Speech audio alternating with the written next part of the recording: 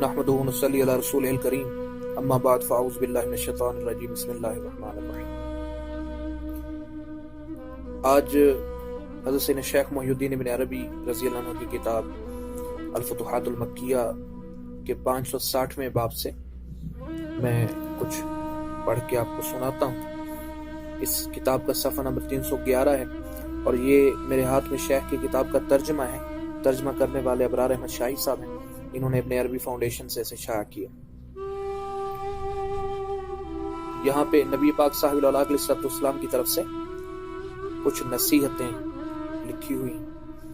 نبی پاک صاحب العلاق علیہ السلام نے ارشاد فرمایا، صرف اس عالم کی زندگی بہتر ہے جو علم پھیلائے یا وہ سامع جو اسے ذہن میں بٹھائے۔ اے لوگو، بے شک تم ہدنہ میں ہو اور تمہارا سفر بڑا تیز ہے۔ تم نے دیکھ لیا کیسے دن اور رات ہر نئی چیز کو پرانا اور ہر دور کو قریب کر دیتے ہیں، یہ ہر مقرر وقت کو لے آتے ہیں۔ مقداد نے پوچھا، یہ صحابی رسول حضرت مقداد بن اسود رضی اللہ عنہ، انہوں نے پوچھا کہ یا رسول اللہ صلی اللہ علیہ وسلم یہ ہدنہ کیا ہے؟ فرمایا، مصیبت اور فراق کا گھر۔ جب اندھیری اور تاریک رات کی مانند امور تم پر مبہم ہو جائیں تو قرآن کو تھامے رکھنا، کیونکہ یہ شافع بھی ہے اور مشفع بھی، شاہد بھی ہے اور مصدق بھی۔ جس نے اسے اپنا امام بنایا اسے یہ جنت تک لے جائے گا، اور جس نے اسے پس پشت ڈال دیا اسے یہ دوزخ تک پہنچائے گا۔ یہ بہترین راستے کی جانب واضح دلیل ہے۔ جس نے اس کی بات کی تو سچ کہا، اور جس نے اس پر عمل کیا تو اجر پایا۔ جس نے اس سے فیصلہ کیا اس نے عدل کیا۔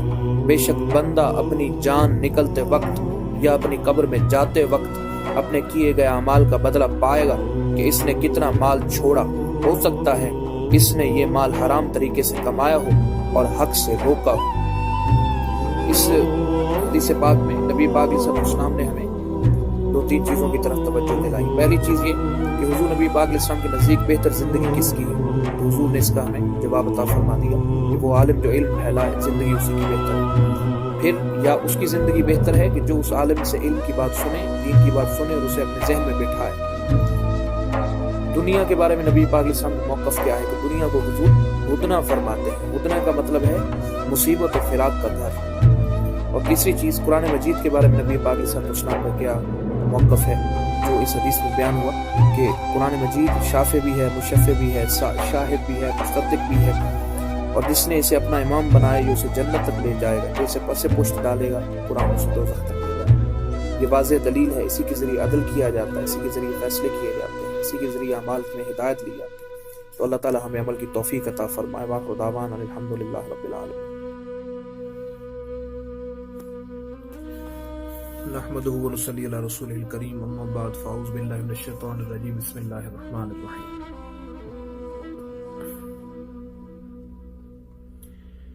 سید شیخ محی الدین ابن عربی رضی اللہ عنہ کی کتاب فتوحات المکیہ باب نمبر 560 صفحہ نمبر 367۔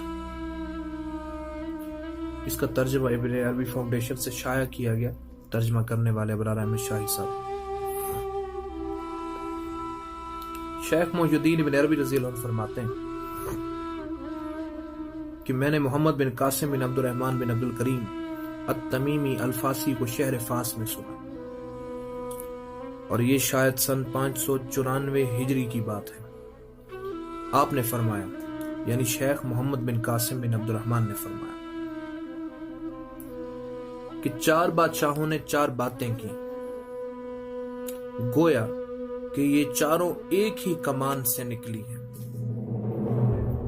4 بادشاہ کون سے ہیں؟ کسریٰ ہند کا مہاراجا، قیصر روم اور چین کا بادشاہ۔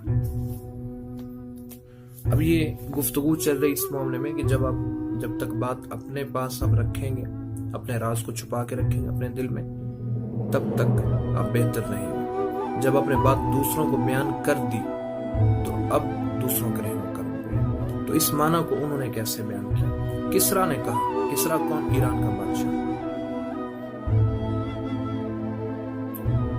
اس نے یعنی کسریٰ نے کہا، جو بات میں نے نہ کہی اس کو رد کرنا ہمیشہ ہی میرے لیے بہت آسان تھا بنسبت اس بات کے جو میں نے کہی۔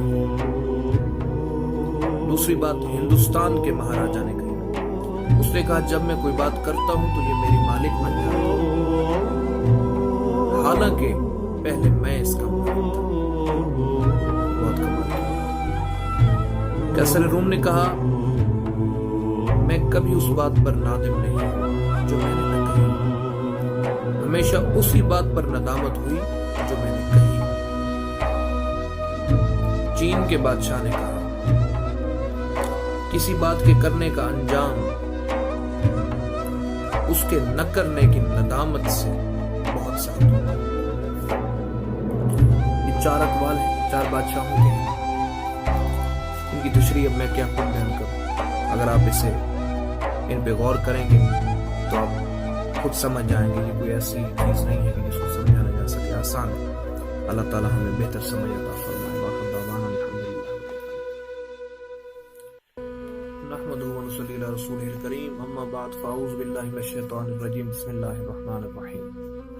الفتوحات المکیہ باب نمبر 560 صفحہ نمبر 377۔ اس کے ترجمہ کرنے والے برادر احمد شاہی صاحب ہیں اور اس ابن عربی فاؤنڈیشن سے انہوں نے شائع کی۔ جو بات اب میں اس سے پڑھنے والا ہوں، شیخ رحمت اللہ علیہ فرماتے ہیں، شیخ محی الدین ابن عربی رضی اللہ عنہ فرماتے ہیں، سخاوت کی جزا عوض بدل اور محبت ہے، جبکہ بخل کی جزا محرومی، بربادی اور مذمت ہے۔ ایک حکیم یعنی ارسطو نے سکندر کو خط لکھا۔ خط میں اس نے نصیحت کی۔ خط میں کہا جان لے کہ وقت ہر چیز کو پرانا اور بوسیدہ کر دیتا ہے، اس کے نشانات مٹا دیتا ہے اور کاموں پر پردہ ڈال دیتا ہے، سوائے ان کاموں کے جو لوگوں کے دلوں میں راسخ ہو جائیں، لہٰذا ان کے دلوں میں ابدی محبت بھرتا جا، اس سے تیرا بہترین ذکر، تیرے کریم افعال اور تیرے قابل شرف آثار باقی رہیں گے۔ یہ گفتگو یہاں پہ ختم ہو جاتی ہے۔ اب دوسری بات جو بہت کمال کی بات ہے، ایران کا ایک بادشاہ گزرا ہے، اس کا جو یہاں پہ نام لکھا ہوا ہے بڑا مشکل سا ہے، ایرانی تلفظ میں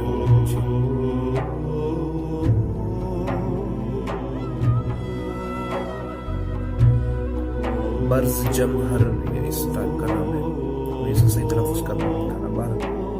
اس بادشاہ کو قتل کیا جانے لگا تو اس سے کہا گیا کہ کوئی ایسی بات کرو جس کی بنا پر آپ کو یاد رکھا جائے۔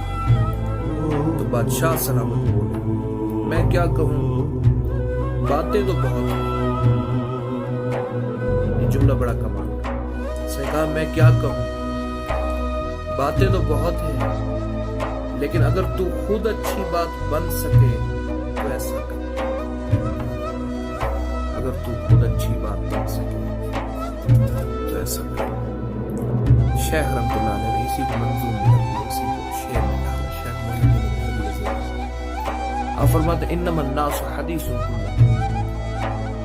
فلتکن خیر حدیث مسلم، یعنی بے شک لوگ سب کے سب باتیں ہی ہیں، لہذا تو وہ اچھی بات بن جو سنی جائے۔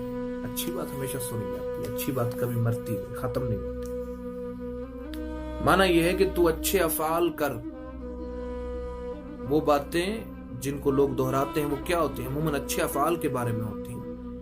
کسی کے سخاوت کا تذکرہ ہو رہا ہے، کسی کے حسن جمال کا تذکرہ ہو رہا ہے، کسی کے علم کی کثرت کا تذکرہ ہو رہا ہے، کسی کے عقل و فہم کا تذکرہ ہو رہا ہے،